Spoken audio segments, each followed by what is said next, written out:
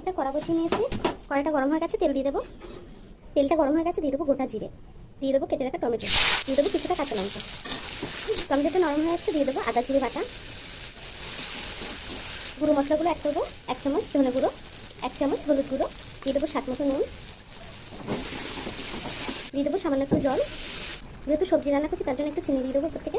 দেখুন বন্ধুরা, মশলাটা কিন্তু পছন্দ হয়ে গেছে, তেল ছেড়ে দিয়েছি। এখন সবজিগুলো দিয়ে দেবো। আমি আলু, পটল, বরবটি আর কাঁকরোল দিয়ে সবজিটা রান্না করছি। আপনারা চাইলে অন্য সবজিও দিতে পারেন। মশলার সাথে সবজিটাকে সুন্দর করে কষিয়ে নেবো। নিরামিষ দিনে কিন্তু এইভাবে সবজি রান্না করলে কিন্তু মনেই হবে না যে নিরামিষ দিন খাচ্ছেন। দেখুন বন্ধুরা, সবজিটা কিন্তু কষানো হয়ে যাচ্ছে খুব ভালোভাবে। এখন জল দিয়ে দেবো। জল দিয়ে দিলাম। দেখুন বন্ধুরা, তরকারিটা হয়ে গেছে। আমি এখন নামিয়ে নেবো তরকারিটা। দেখুন বন্ধুরা, তরকারিটা কিন্তু হয়ে গেছে। দেখুন কত সুন্দর হয়েছে নিরামিষ তরকারি।